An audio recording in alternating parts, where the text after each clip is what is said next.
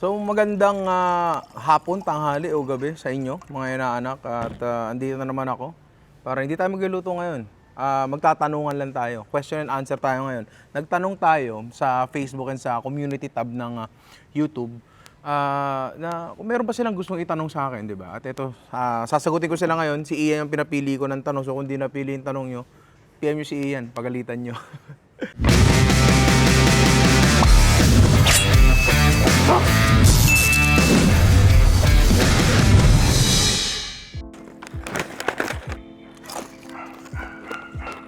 Paano nagsisimula? Nag-iingay ka na?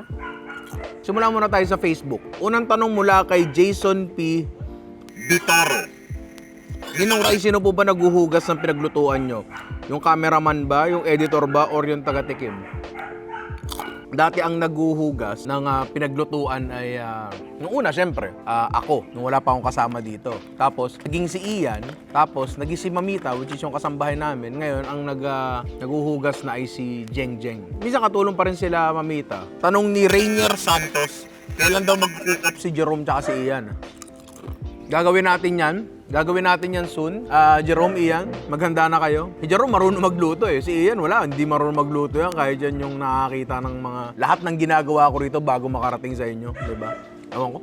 Wala lang talagang interest. Next question mula sa isang top fan sa Facebook. Tanong ni Jarlo Anoos. Madali lang ba mag-isip ng content pag pagluluto ang pinag-uusapan? Paano kapag naluto nyo na lahat ng putay sa mundo, titigil na ba kayo? Salamat and stay safe, Ninong Rai Power. Ang pakahirap mag-isip ng content. Kasi for starters, hindi naman lahat ng luto pwede naming basta i-content. Kasi kung mapapansin nyo, dun sa ano namin, sa Facebook or sa YouTube channel natin, pag short format yung video natin, kailangan yung lulutuin natin, maraming proseso. Maraming proseso yan. Kasi kailangan mapagkasya namin, kailangan makuha namin yung 3 minutes eh. So hindi kami pwedeng magluto ng basta nilaga lang kasi pakukuluin lang yun, di ba?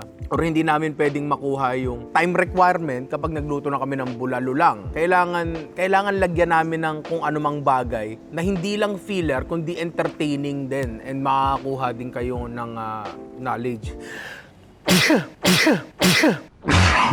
Putang ina mo. So, mahirap mag-isip ng content. Kita nyo, ngayon lang kami nagluto ng adobo 3 ways. Ayun, maraming salamat sa suporta and patuloy lang kami gagawa ng content. Tanong ni Lovela Sarmiento. Ano ang difference ng white pepper at black pepper? Hindi ko na notice yung pangalawang part ng tanong niya. At saan mo ito maihalin tulad sa buhay mo? Okay, dun muna tayo sa unang tanong.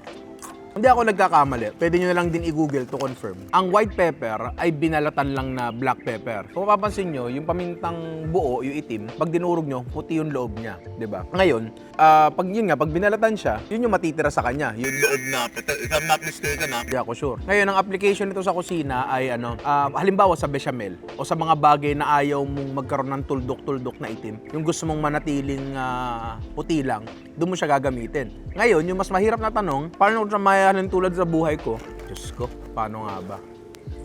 Siguro ganito na lang. Siguro ako bilang tao, feeling ko uncompromising ako sa pagkatao ko eh. Kumbaga, hindi ako magbabago para lang magustuhan ng mas maraming tao. Alam mo yun, kasi deserve sa sarili ko yun. Hindi ko tatakpan kung sino man ako. So, black pepper man ako o white pepper, ako pa rin to. Paminta pa rin ako. Parang mali yun Next question. Prince John L. Castañas. Ano yung pinakamahirap na nangyari sa inyo nung nag-aaral pa kayo? Share ko lang kasi mag-chef din po ako and need ko rin ng advice. Okay. Generally speaking, yung college life ko naman, hindi naman siya naging masyadong mahirap. Kasi masaya naman ako sa ginagawa ko eh. Di ba? Siguro ang naging pinakamahirap lang na nangyari sa akin nung nag-college ako is nung nagkaroon kami ng ITN. Basically yung ITN, internship siya na pang ibang bansa. Alam mo yun? Makapag-OJT kami sa New York sana noon. By group yon na pumasok kami. I mean, di pumasok. Kumbaga parang pipiliin kami, meron kami parang practical test, ganyan. Basically, magluluto kami. doon. Okay naman yung performance ko, I guess, pero ang nakakapagtaka doon, hindi ako natanggap. Lahat ata nung kagrupo ko natanggap, ako hindi. Dahil ko inisip nun eh. Dahil ba magkapangalan, kasi magkapangalan kami nung chef na galing ano eh. Kasi yung chef galing New York, yun ang ano sa amin. Yun ang mag-evaluate sa amin. Dahil ba sinabi ko sa kanya, we have the same name, chef. Dahil ba doon? Kaya ba hindi ako natanggap? Or dahil ba natabig yung cream at pinunasan ko agad para hindi niya makita? Pero nakita niya pa rin. Yun ba? Yung dahilan kung ba't ako hindi natanggap. Hindi ko alam eh. Hindi ko talaga alam ba't ako hindi natanggap. Pati yung mga kagrupo ko, takang-taka sila. Takang-taka sila. Ba't di ako natanggap. Nung panahon na yon, usong-uso yung kantang Empire State of Mind. Kaya tuwing naririnig ko yun at nababanggit yung salitang New York, parang naiiyak ako. Hindi naman dapat nakakaiyak yung kanta na yun. Dapat inspiring yun eh. Pero naiiyak ako eh kasi parang sobrang laking failure sa part ko. Hindi ko maintindihan bakit talaga hindi ako natanggap, diba? Tapos it took me a while bago makaget over dun sa fact na yun na hindi nga ako natanggap. Pero nagpalit pa nga ako ng profile picture sa Facebook eh. Pero yeah, dinala ko siya ng matagal. Pero ngayong niisip ko, yung mga ganong bagay, lahat ng failures na yun, hindi naman, kumbaga nagtulong-tulong yung mga failures na yun para maging ano ko ngayon eh. At kung natuloy ako dun sa New York, malamang wala ako dito ngayon sa harap nyo, diba? So, next question, mula kay Rohan Nicole Torres Ganza. Bea Alonzo at Ninong Ray collab, pwede ba? Kahapon lang, nabanggit ako ni Bea Alonzo sa vlog nila. Ako magaling, gusto ko lang magluto. Baka naman mag-collab pa kay Ninong Ray. Ninong Ray, alam mo Shout na. out, Ninong Ray! Ninong Ray, alam mo na. Baka gusto mong pumunta dito sa Biate Firma. Hinahamon ka namin. Hinahamon daw nila ako at gusto nila akong pumunta dun sa farm nila. Ngayon, hindi ko alam kung gaano katotoo yun. Baka naman nabanggit Yan talaga. Baka naman joke lang yung biro. Hindi ko alam. Pero Miss Bea Alonzo, kung seryoso ang kaya nyo, handang pumunta ang Team Ninong dyan sa inyo. At magluluto lang tayo. Wala naman pong problema. Pero siguro after ditong search ng cases, diba? Pag medyo naging okay na uli lahat. Pero game na game kami dyan. Ano talaga? Totoo, no? Picturean ko lang yung harap ko ngayon. Pakita ko sa inyo. Tanong ni Daniel Tobias. Ano po pwedeng alternative if wala kang pressure cooker pero gusto namin ganun din kalambot yung pagkakaluto? Kaldero. Hindi naman necessary ang pressure cooker talaga. Ang dami kong kilalang mga chefs na ayaw talagang gumamit ng pressure cooker. Gusto nila kaldero lang. Makukuha yung lambot na gusto nyo sa kaldero. Basta patience na medyo matagal lang talaga pero makukuha yan. Huwag nyo lakasan yung kulo nyo. Chill lang. Simmer lang talaga. Diba? Makukuha nyo rin yan. Patience lang talaga. Check ko lang yung camera kung rolling pa. May daldal akong daldal di. Reroll lang ako, Jerome. Ito, tanong ni Eman Trinidad. Nung kailan kagagawa ng pansit Malabon? Total yun po ang ating pinagmamalaki na pansit dito sa Malabon. Ang totoo niyan, kaya lang naman ayokong, hoy, putang ina, iluwa mo yan. Ang ina kinakain yung batong puta. Anyway, balik tayo sa tanong, ba't nga hindi pa ako gumagawa ng pansit Malabon? Natatakot kasi ako eh. Alam mo yun, bilang taga Malabon, naiintindihan ko na pride ng syudad natin yan. And natatakot ako na baka mamaya, pag gumawa ako, magkaroon ng maraming opinion na hindi maganda. Baka ma-insulto yung mga matatanda dito. Alam mo yun? And ayokong gawin yun. Pero siguro, Darating din yung punto na makakuha ako ng lakas ng loob para gawin tong bagay na to. Sana soon. Kulit talaga. Ang ina mong kulit mo. Next question mula kay Rowelyn Abanes. Curious lang po ako, bakit di ka na high blood kahit super dami mong niluluto? I mean, don't get me wrong pero Siyempre, kapag nagluluto ka, kakainin nyo syempre. Di ka po ba na high blood o nag-take ka po ba ng maintenance? Okay, meron akong maintenance, di ba? Isipin nyo mabuti yung kung paano kami nagluluto dito. 3 times a week lang kami nagluluto para sa content. And usually, yung content na yun, ulam na namin yun for the week eh. Alam mo yun?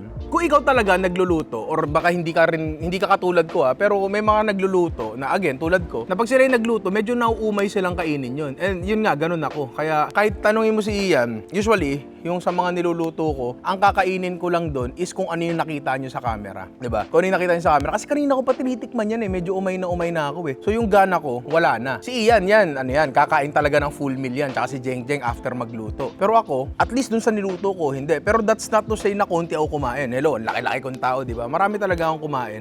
Hindi lang kung ano yung niluluto ko. Hindi lang talaga yun. Kasi may iba pa rin namang niluluto dito minsan eh. Mas gusto ko kasi talaga gulay tsaka isda. And Pansin nyo, karamihan ng niluluto ko dito ay karne, di ba? Kaya mas prefer ko halimbawa pritong tilapia lang, ganyan.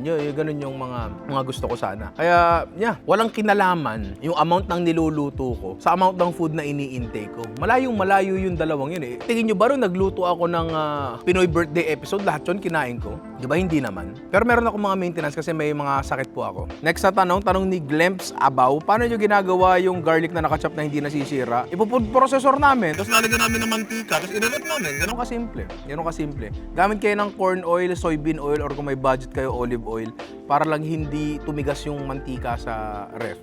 Ito, tanong ni Jane Eileen Rosales Ronquillo. Pwede bang gamitin yung chicken powder sa lahat ng luto? I mean, kahit pork or beef yung dish mo. Thank you, Ninong Rai. Kung nakikita nyo naman, oo, ginagamit ko siya sa lahat, di ba? Hindi siya weird eh. Oo, pwede siyang gawin sa lahat. Hindi siya weird. Diyos ko, pamprito nyo nga ng manok, vegetable oil eh, di ba? Kailan ba naging weird yun para sa inyo? Nasa YouTube na pala tayo. Nasa YouTube comment section na pala tayo. Ito, tanong ni Min Chloe.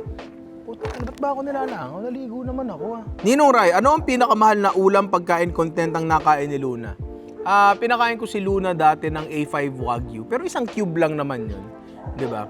Pero para sa akin, ang pinakamahal na content na nakain ni Luna and yung talagang mabigat sa loob ko is yung cordon bleu. Hindi siya mahalaga by cost. Pero mahalaga siya by the amount of time I spent doon sa content na yon. Diba? Kasi inabot ako ng madaling araw nun, tapos nung isushoot ko na ng tikim shot, kinain ni Luna. Kasi ang oras, pera kasi yan eh. Diba? So, yun yung kinoconsider kong pinaka-expensive na nakain ni Luna. Tanong ni Giancarlo Realon. Nino, magkano nagagastos mo kapag gumagawa ka ng vlog sa pagluluto? Greatly depends dun sa ingredients, di ba? Or kung may pupuntahan kami. Halimbawa, yung adobo 3 ways, ano lang naman yun? 2 kilong manok, 2 kilong baboy, di ba? Tapos puro household ingredients na yun. Pero halimbawa, yung lechon belly 3 ways, ano yun?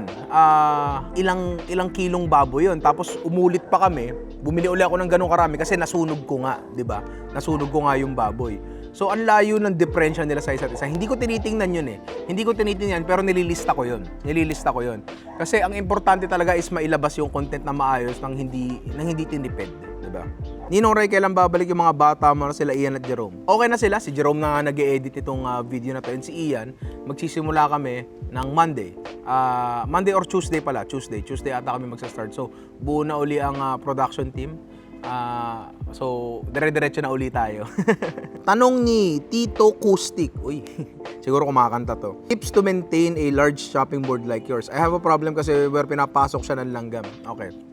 Ang greatest sa tanong kasi dyan sa kahoy na chopping board yan is hindi ba yan umaabsorb ng katas ng, say, hilaw na karne? Kasi kahoy nga siya eh, di ba? The answer is hindi po masyado or hindi talaga at all. Kasi yung chopping board ko, pagkatapos ko siyang lihahin, ganito pala yung maintenance, ganito pala yung pagpe-prep, pagko-cure ng chopping board. Ganito pala mag-cure ng ng chopping board na tulad ng akin, sampalok wood. Lilihahin mo muna siya ng 150 grit na pangkahoy. Siyempre. Tapos tatanggalin mo yung mga pinaglihahan.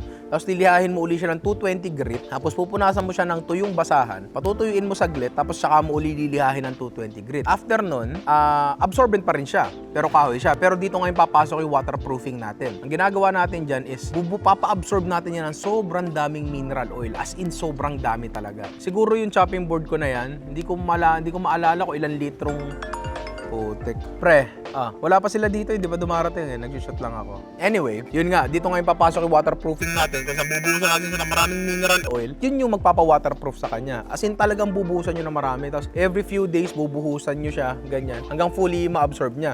Tapos, siguro after a few days, okay na siya. Tuwing gagamitin mo siya, meron akong pinapahid sa kanya na wood butter. Basically, combination siya ng beeswax tsaka coconut oil. Every now and then, pupunasan mo talaga siya ron after every use or before every use para ma-maintain yung pagiging waterproof niya. Unti-unti, pinapasok ng mantika yung fibers ng kahoy. Kaya nagiging waterproof na siya. And hindi naman natin siya talaga tinatagang ganyan, yung chopping board, tulad na nangyayari sa palengke para ma-disturb yung fibers ng kahoy. So, tight siya. Tight talaga siya. Diba? Tapos sinasabon ko siya. Pag nagsabon ka, may matatanggal na layer ng oil. Diba? May matatanggal na layer ng oil. Tsaka mo uli siya lalagyan. As in, lagay lang ng lagay. Every few days. Lagay lang talaga ng lagay. Lagay lang ng lagay. Tanong ni John Villanueva, ano ang top 3 comfort food mo, Ninong? Honestly, kanin ang top 1 ko. Kasi hindi talaga ako pwede masyadong magkanin eh. Bawal ako mag-consume ng maraming carbs, hindi dahil nagpapapayat ako. Bawalan talaga, may sakit po ako. Kaya pagka malungkot ako, gusto ko makaramdam ng comfort, magkakanin ako. Tapos sa ulam naman, siguro sinigang na baboy or isda. Sinigang na baboy tayo. Tapos, isa pang comfort food ko ay steamed na isda. Say lapu-lapu, ganyan, or maya-maya. Tanong ni Sed Wilber L. Do you consider yourself lucky to have 1 million subscribers? Someone who worked hard enough to achieve his goal or a combination of both? It's always a combination of both. I-search nyo sa YouTube yung video ni Veritasium about luck. Napakaganda nun. Parang it gives you a whole new perspective kung paano ba nagiging matagumpay yung mga gantong klaseng tao sa mga gantong field. Tulad na lagi ko sinasabi, wag niyong mamaliitin ang kakayahan yung tsumamba kasi naniniwala ako doon na nakachamba lang talaga ako para mabigyan ako ng break. Pero after ng break, hindi ako nagkulang na maglabas ng effort at sipag. Kasi Baliwala ang tsamba, baliwala ang break kung palilipasin niyo. Hindi na nauulit yan. Hindi na nauulit yan. Probably, kung swerte ka, mauulit na maraming beses yan. Pero it's good na sa unang palo niya pa lang di niyo na pinalampas. So it's always a combination of both. Pero naniniwala ako na nasa tsamba talaga. Ayun, so naubos na natin ang tanong. Maraming salamat sa inyong lahat, sa lahat na nagtanong and sa lahat ng nanonood. Ditong darating na linggo, back to regular programming tayo lahat. And si Luna. Ay, ang galing mo, no? Alam mo talaga pa nag-outro na ako, no? Alam mo talaga yun, no? No? Namiss ka nila, oh. Namiss ka nila dun, no? So yun nga, maraming salamat and ayun, sana huwag kayong magsawang sumubaybay sa akin at kay Luna. May page nga pala si Luna. Search nyo lang, Luna Big Girl Luna. Ilalagay ko rin dyan sa baba yung link sa Facebook page niya. Follow nyo siya, nag-ano siya doon. Nag-upload siya ng picture. Hindi, siya mismo yung nag-upload. Siya talaga, hindi ako. So, yun. Ang galing mo, no? Alam mo talaga, pa nag-outro na ako, no? Tapos doon ka talaga sisingit. Ay, ang kulit. Tama na. Cut mo na yun. I-cut mo na yun. Hindi ako. I-cut mo na. Luna. Sige na. Ayoko na. Ang kulit. Sobrang kulit.